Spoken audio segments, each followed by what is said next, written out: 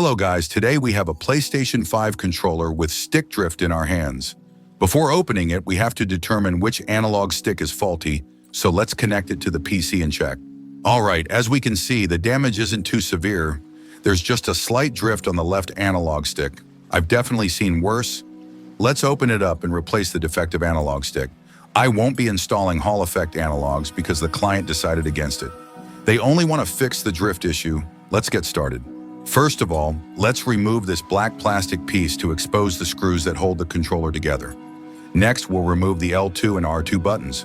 Underneath these buttons, there are additional screws. Now let's unscrew the screws that were under the R2 and L2 buttons, as well as the ones under the black plastic piece we removed earlier. These are the only screws holding the controller together. If you're wondering what type of screws they are, they're Phillips PH00 screws. Be careful with these two plastic parts, they are snap-locked. To open the controller, you'll need to lift them first before proceeding. After that, you can continue opening the controller. Be cautious as there's a large clip at the top of the controller on the white plastic. Use a prying tool like I'm doing to carefully release it. Alright, now that we're inside, we can start by removing the battery by lifting its connector. Next, we can remove this flat connector, but be careful not to lose this component. Now unscrew the screw holding the piece that secures the battery in place. Now let's remove the piece holding the battery, exposing these wires. They'll need to be desoldered, so be sure to remember how they were positioned. I recommend taking a picture for reference, as I usually do for convenience. Grab the soldering iron and let's proceed.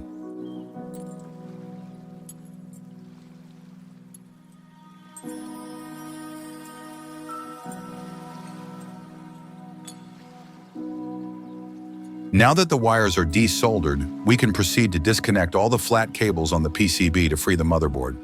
In this case, the analog stick that needs replacement is the left one. I usually remove the thumbstick to clearly identify which analog stick to work on. I usually apply high-temperature resistant protective tape to avoid damaging other components on the PCB or melting plastic parts. This way, I can work efficiently and safely on the analog stick. The next step is to add some solder to the pins of the broken analog stick to make its removal easier. Since the analog stick will be replaced, I usually detach the potentiometers from it first. This allows me to remove the potentiometers individually.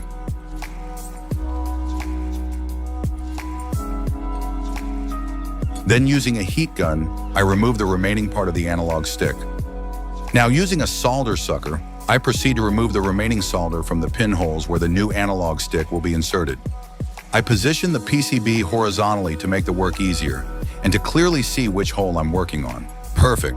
Let's check if all the pinholes are completely free of solder, ensuring the new analog stick can be inserted without any issues.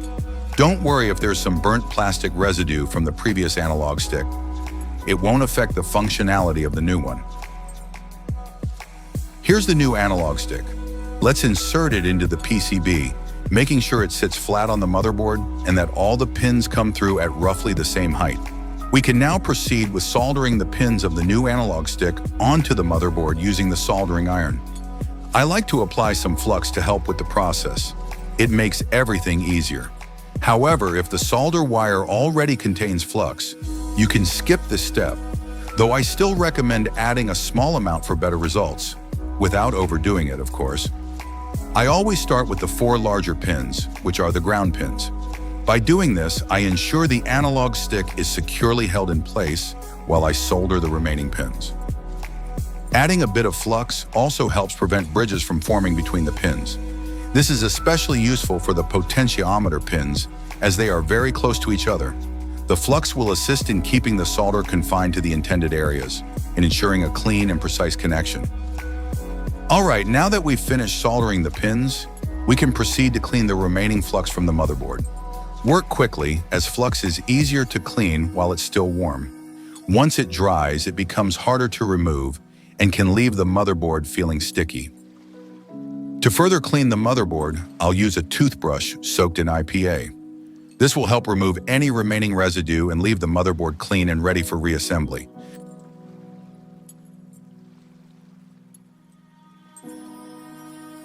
Now that the motherboard is clean, we can remove the protective tape used to shield the components from the heat. Before proceeding with the full reassembly of the controller, I'll connect the battery to the motherboard as it is and test the controller on the PC. This step ensures everything is working properly before closing it up. Let's head to the PC and check. As you can see, the analog stick isn't centered. Don't worry, this is completely normal. Every time an analog stick is replaced, it needs to be calibrated using a program. For Hall effect analog sticks, calibration is done at the hardware level too, not only to the software. Let's proceed with the calibration.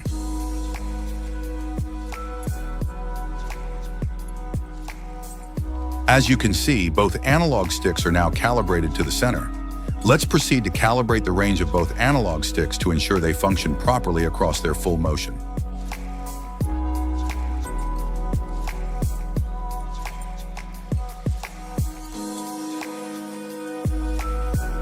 Everything should be good now. Let's proceed with reassembling the entire controller. Once it's fully assembled, we'll test it again in-game to ensure it works perfectly under real conditions. Let's start by removing the battery and placing the motherboard back inside the controller. Be careful with the various flat cables. Make sure to guide them over the motherboard and handle them gently to avoid tearing or damaging them. Once the motherboard is securely in place, we can reconnect all the flat cables. Paying special attention to this particular one. If it gets disconnected, it's not a big issue, but reattaching it can be tricky due to its awkward position. Take your time to ensure everything is properly connected.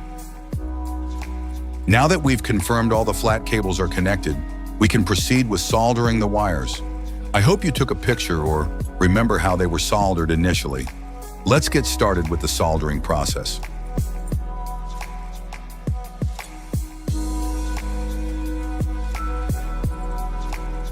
Now we can place the black plastic piece that holds the battery in place. Next, we'll insert the final component connected to the motherboard via a flat cable. Be careful, as this piece is small and can be tricky to handle. Use tweezers to help position and connect it properly. Let's screw in the screw that secures the piece holding the battery to the motherboard, then insert the battery. Next, we'll close the controller by aligning the white plastic back cover with the front half. Be sure to check that the two clips at the bottom are correctly connected. Once everything is aligned, proceed with screwing in the screws. First under the L2 and R2 buttons, and then in the corners at the bottom of the controller. With that done, we can proceed to insert the L2 and R2 buttons onto the controller. They are snap-in, so don't worry about applying a bit of force. Next, insert the black plastic piece, guiding it between the analog sticks. It's also snap-in. There are no more screws to tighten at this point. Once everything is assembled, we'll do a final test of the joystick in-game. I'll use Rainbow Six Siege for this test, but any game will work. Let's make sure everything performs perfectly. Now that we're in the game, we can see that the analog stick no longer drifts and is fully functional. The controller is perfectly playable, with no issues, and all the buttons are working as expected. We've done a great job. To test further, I'll adjust the dead zone. As a general rule for Alps analog sticks, I test with a dead zone of 3. If there's no drift at that level, the stick is good. For Hall effect sticks, I aim for perfection by ensuring there's no drift even with a dead zone of 0, which is harder to achieve with Alps. Let's fine-tune and confirm the results. As you can see, with a dead zone set to 3, the analog sticks respond perfectly to commands, showing no signs of drift. For further testing, I'll lower the dead zone to 1. Honestly, I expected worse, but the controller performs well even with a dead zone of 1. That's excellent. Of course, there's a slight drift at this level, but that's normal for Alps analog sticks. Overall, I'd say the result is fantastic. Thank you for watching this video, and apologies for the shaky camera. I'm working with a low-budget setup.